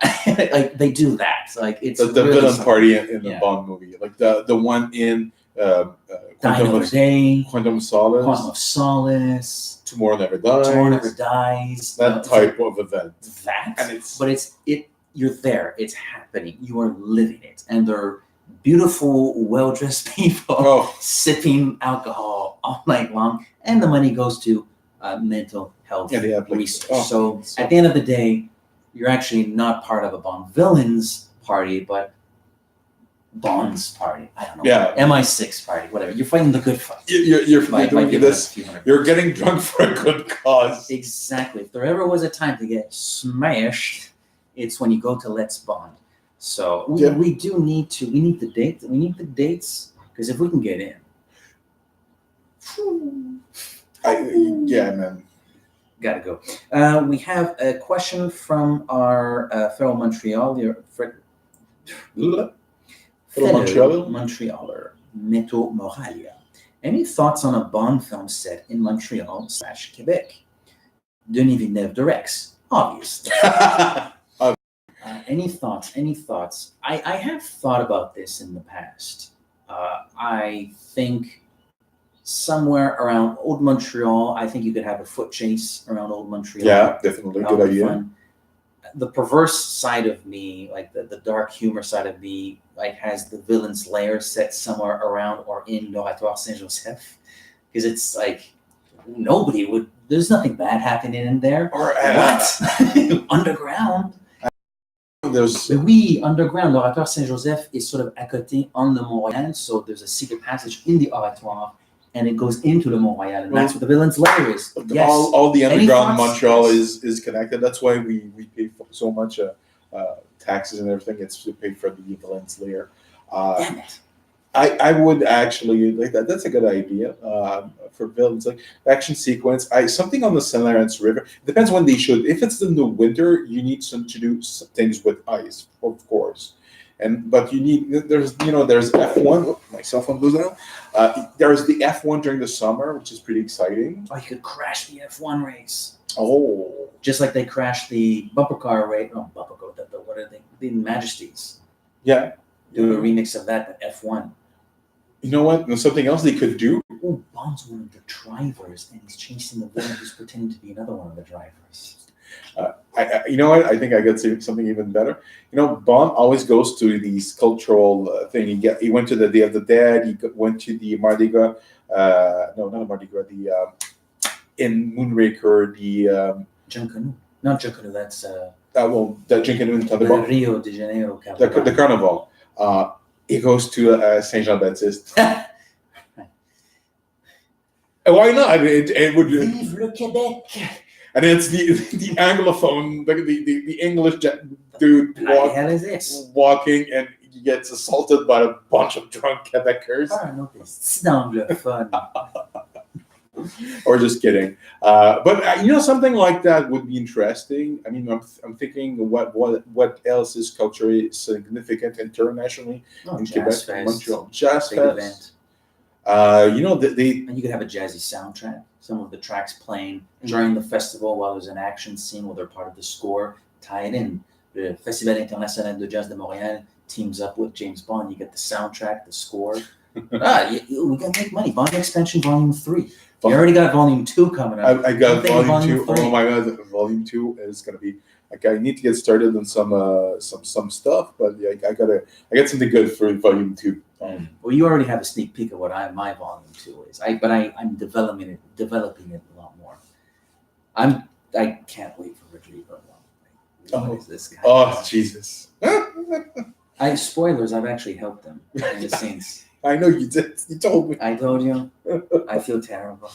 I think we got something really interesting going on, though. I swear to God, it was like a 2-hour long Facebook Messenger session. At the end of the night, I was like, you know what? I think I'd pay to see that movie.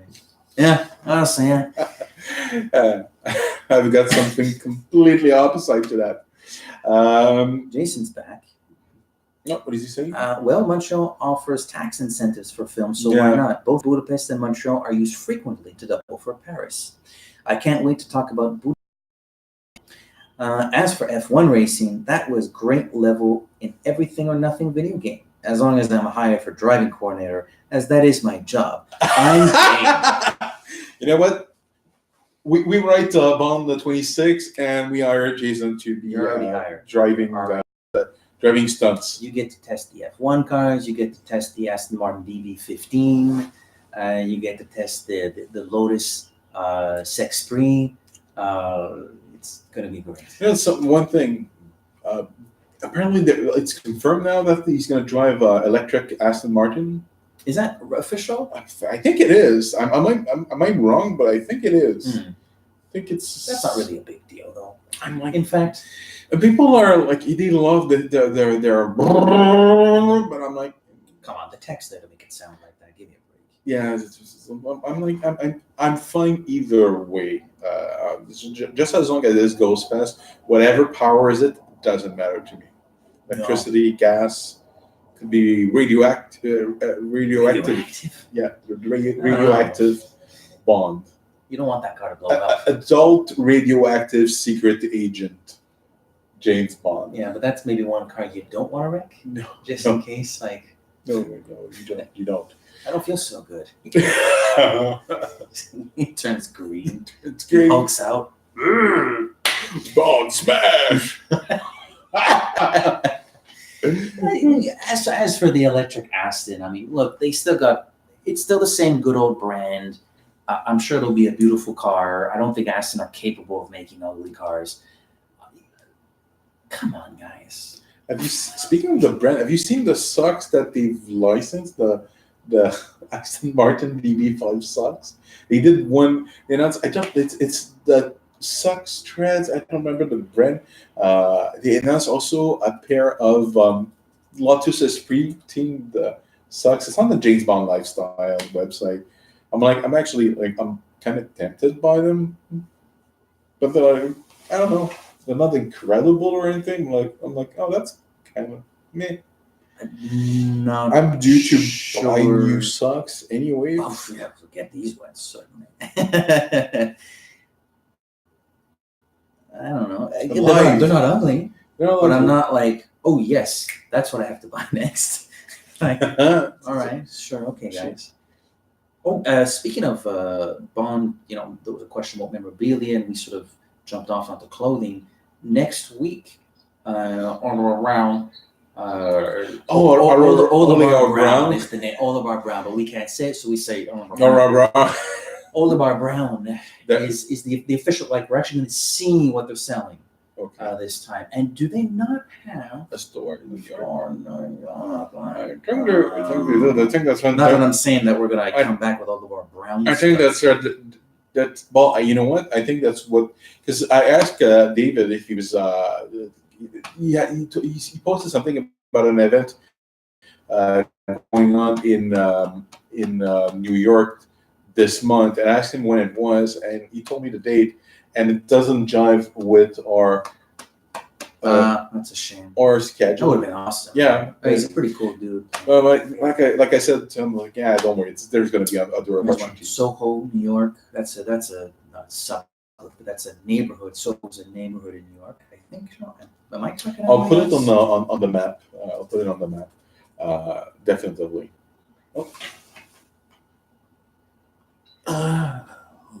Is it? Oh, Jason says it's not official. More struck. See, the Land Rover in the magazines. I've quoted it in southern Argentina. Electric. So the Aston Martin Electric isn't official, but I doubt it'll be used for car chase scene. I'm more stoked to see Land Rover in Jamaica scenes. I offloaded it in southern Argentina, so I know what it can do. I love Jason because he first of all, he's a man of the world. He's basically our man in the field. Very important part of the show and part of the spirit of James Bond Complex. But he always has these little stories to tell because he's been here, he's been there. He also drives these cars. So he mentions the Land Rover in Bond 25 in Jamaica. I do remember seeing pictures. I've cut off the pictures. My personal feed has no more hashtag James Bond 25 in it. So no, but I did see some pictures with the Land Rovers. Those were Land Rovers in the Spectre chase in the mountains, right? Yes, I think they were, but I don't think they were the same type of. Maybe not the same type. I think the ones we saw, I might be mistaken, but I think that the ones that I saw on some of the leaks, if I understood correctly, they're not current ones; they're older ones. She's gonna crack us in a few seconds. Yeah, we can rely on. So Soho, New York is like so. We'll just walk over to. Yeah, Soho. I mean, we'll be like I hope you bought a good pair of shoes because we're gonna be walking a lot next weekend. I brought the best pair of shoes. And I bought some new Nikes. It's like walking on clouds. Your foot are being massaged. Smooth as can be. So how long have we been rolling here? An hour and 47 and 20, 30, 31, 32 seconds. How much longer? I think we should wrap this up. Yeah, it's been an interesting test. It was nice to get a hello from Bill, from David, from Ruben, from Jason, from a fellow Montrealer, from who else was in here? Dakota Ray Price, Ricky, obviously my old friend Ricky. So, we got with 00 Files were there for a few minutes. So, a few more people than even I expect. They weren't all there at the same time, so I don't think our views ever creeped up particularly high. Yeah. But nevertheless, we appreciated the interaction. That was interesting. That was fun. It was fun. We didn't give much of a notice though. Like when we saw that the poll results were positive, we sort of not jumped the gun, but we said, notice maybe a couple weeks in advance. I think I could have set it up differently than I actually did, but I'm like, this is our for even the video, the final video as us doodling and sending the link on our Facebook page for like the first 5 to 10 minutes. We're like, what else? It's amazing. It's captivating. Well, hey, that's what you get with a live stream. I think, and it's only mid-May.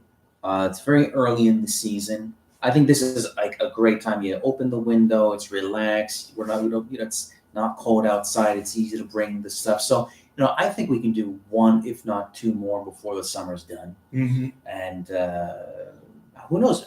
Who knows what this beautiful little bug that we bought this week will give us? Maybe some actual episodes will become video episodes. Like that's not out of the realm of possibility. Now that we know that this works, we have a camera and it works. And the picture quality is okay, and the sound quality is okay. We tested it. You had it at your place, and you called me, or actually, I logged into this stream on Monday night, and it looked pretty decent. So yeah, we'll see what comes of this. So thank you very much to everyone that joined. Thank you for your questions. Yep. Thank you for subscribe. Oh yeah, absolutely. Do we have people everywhere? We have people. We have people everywhere. For instance, YouTube, Facebook, Instagram, Twitter. Which the Twitter one's the special one because it's at the Bond Complex. It's the only one that's not the James Bond Complex. It's the Bond Complex. Facebook. Did I mention it? Yeah. Well, where we have our whole base of operations, which is Tumblr, www.thejamesbondcomplex.com, and Anchor.fm. We've been doing good stuff. I like Anchor. They're good. They're simple. They're easy. It's not complicated. And we got so much more information on they did some upgrade and get information. Like I know where. If someone's listening in Saint-Constant, Quebec, like we know it, it's kind of interesting. There's a lot of people that listen to us in California near the, I think it's the Google. There's something about Google that somewhere in California. I'm like, wow, there's a lot of people from that. AvTac effect. Yeah. Where else are we? Well, you can obviously subscribe and listen to us and download us on the Google Play Store. On iTunes. Well, there are a few things you got to do on iTunes. You don't just listen to us on iTunes. You got to search for us. You got to subscribe. You got to write a little review, and then those stars, coloring book, a glowing, shiny, beautiful 5-star golden gun review. We're on Twitter. I'm fairly active on Twitter. You're a little less active. Yeah, I'm not as big on Twitter as you are. I tweet every once in a while, especially when I'm watching something. I've been rewatching a lot of Star Trek Next Generation, and I've been flabbergasted at like the first season. There's like 2 Bond actors. There's the guy who played General Gogol is a character in an episode, and the guy who played what's his name, Doctor. Not Stamper, that's the doctor in Tomorrow Never Dies. Dr. Kaufman. Kaufman is a character. Stuttgart, Mr. Bond, and create the desired effect. And I know that, what's his name, Famke Janssen is Picard love interest later on. Really? Yeah. Interesting. They were in accent movies together, so they have a history. Interesting. Oh, cool. Just before we go, Jason says, always flattered by your descriptions, mates. First time I've done this, so it was fun. See y'all in 2 weeks. You know what? We should try. I don't promise we'll talk to Jason about it, but he's coming here. But Jason will be in this room in 2 weeks. We can make some room on the couch, I guess, and maybe do the 3 of us. The 3 of us. Snuggle.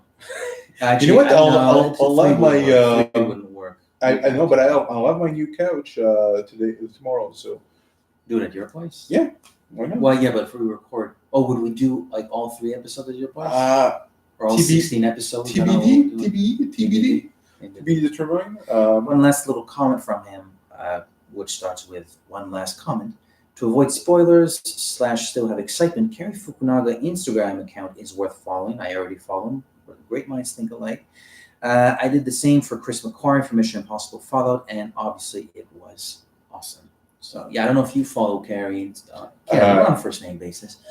I think I have him on. I have to verify. I think I have his Instagram account. I'll have to verify. That's pretty cool. Followed a bunch of people, last week, and it's not spoiler. There are no spoilers on the Instagram account. It's actually really interesting pictures of like just people working on cameras and stuff like that. Yeah, I saw one where I think it's him filming, and somebody's holding when he's trying to leave it. And I'm like, that's an accident waiting to happen.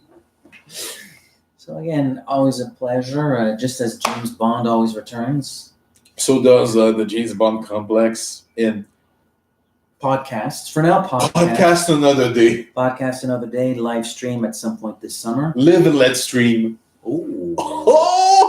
Just before live and eat apple pie. Live and eat apple pie. Yeah. which is our mission to New York. Yep. Merci beaucoup, toujours un plaisir. À la prochaine. Au revoir.